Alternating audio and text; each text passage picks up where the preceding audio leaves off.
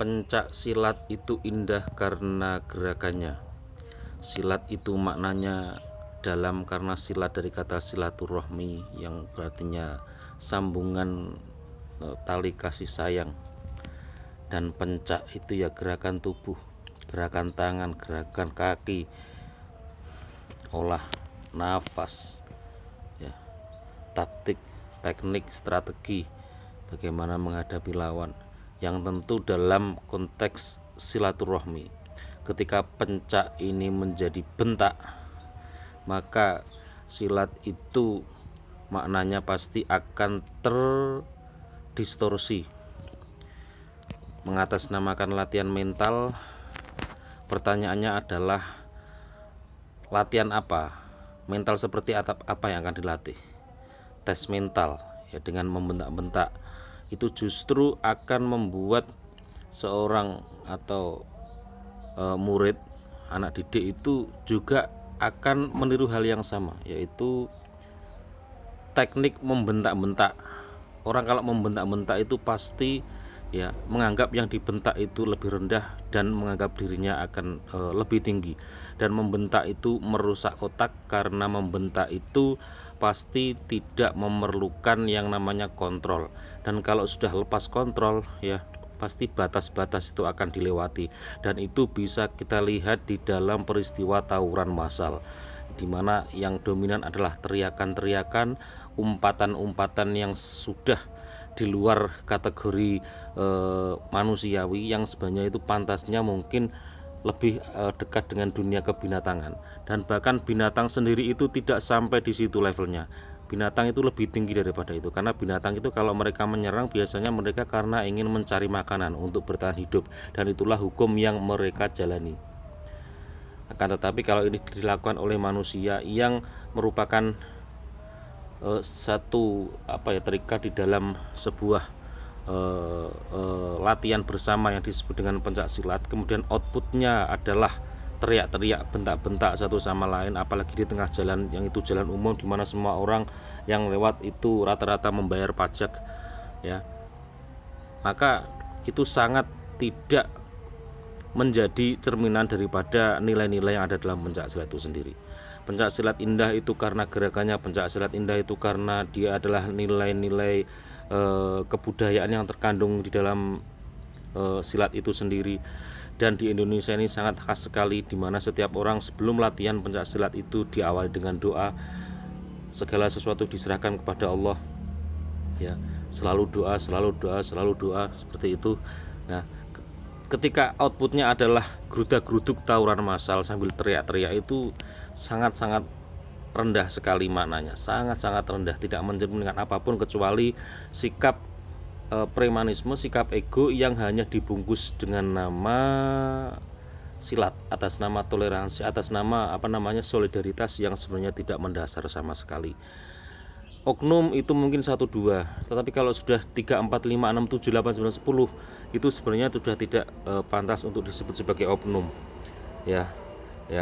Maka ini adalah tanda-tanda bahwa memang ada secara terorganisir tetapi tidak terakui, tidak diakui, masuk dalam kurikulum tetapi tidak diakui, tapi langsung dipraktekkan seperti itu dan mendapatkan pembenaran.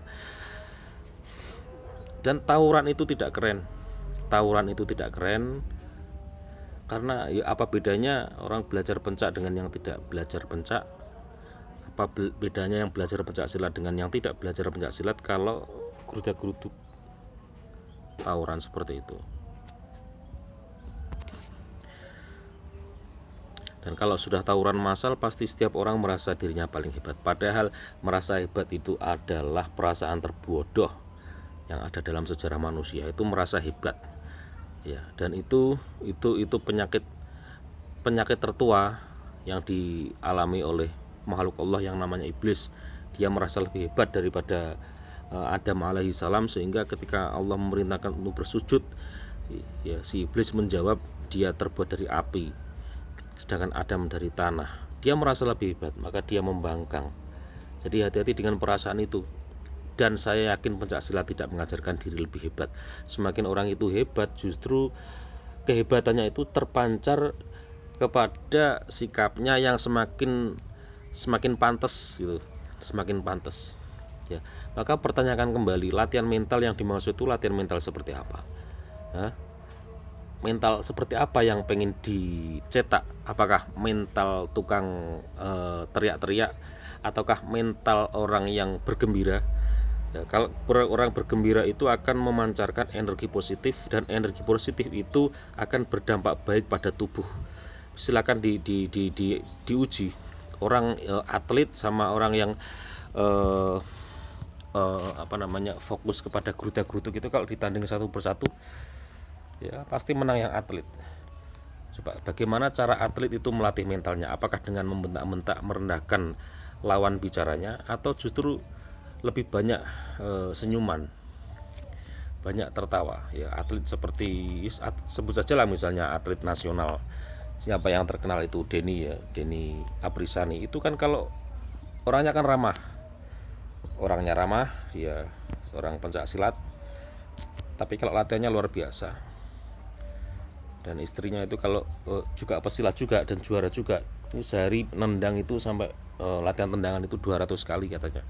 Itu pun di luar yang latihan yang wajib sama pelatihnya itu 200 kali. Nah, yang betul itu seperti itu, fokusnya itu pada tekniknya, bagaimana menguatkan fisiknya, bukan pada pembentak-bentakan. Kalau membentak-bentak apalagi dengan miso-miso, itu nanti akan justru merusak mental. Kecuali kalau yang dimaksud latihan mental adalah mental yang rusak, yaitu benar, mental dilatih supaya rusak. Dengan rusak itu nanti dia akan menebarkan kerusakan kepada orang-orang yang dianggap tidak sama dengan dia. Itu penyakit ya.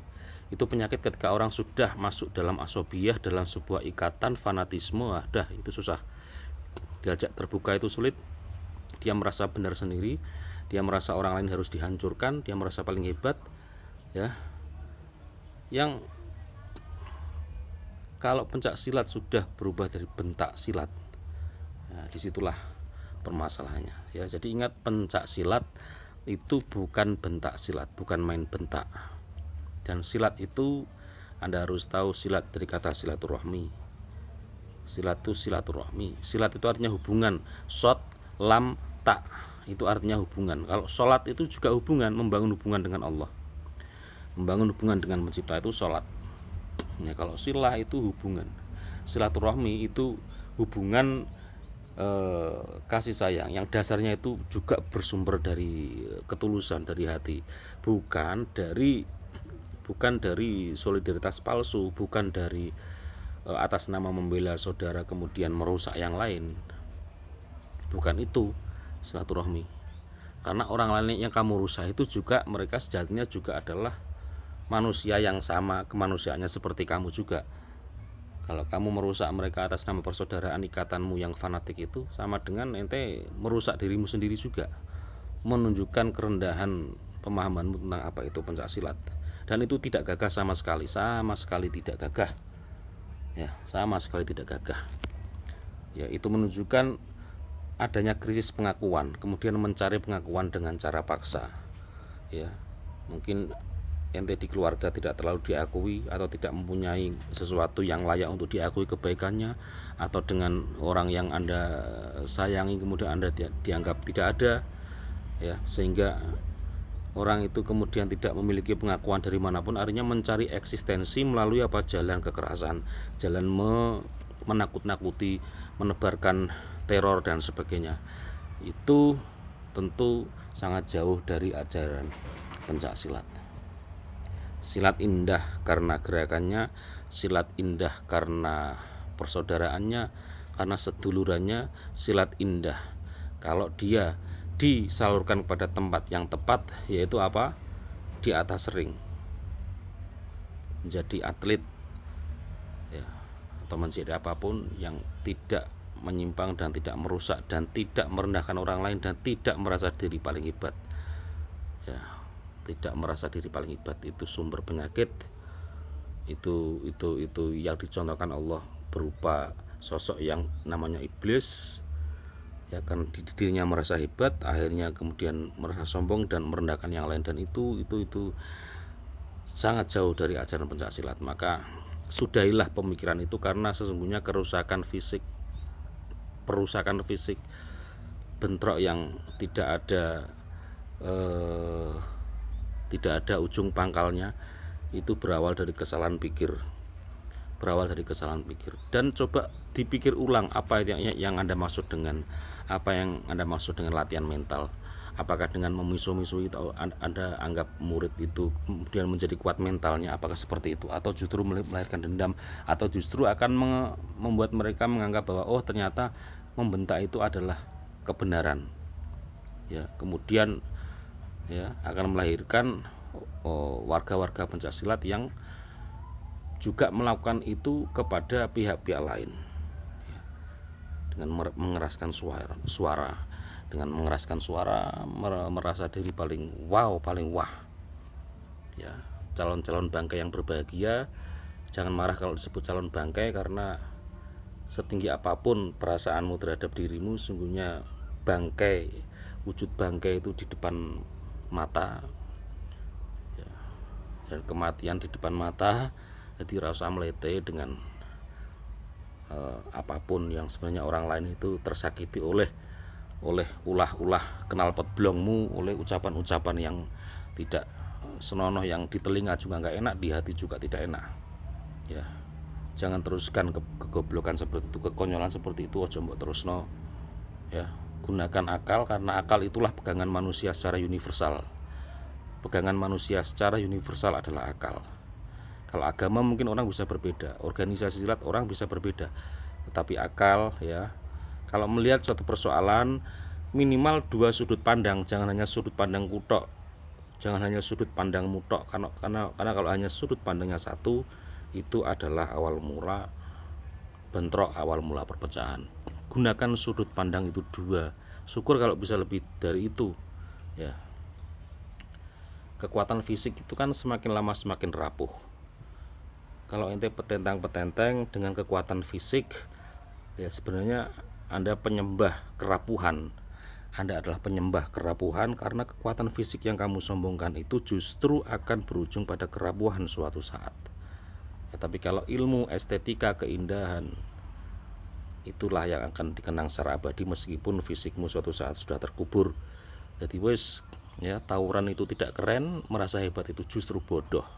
Jadi kalau latihan mental dipertanyakan ulang, ya gembirakanlah orang sehingga mentalnya menjadi sehat, bukan dengan mengajarkan untuk membentak-bentak. Dan orang yang sering tersenyum, mengajar, mendidik dengan cara tersenyum, itu tidak menimbulkan orang itu lemah, ya. Bisa diadu. Atlet itu banyak yang kalau latihan tidak saling membuli, tapi mereka lebih hebat daripada yang bukan atlet, ya.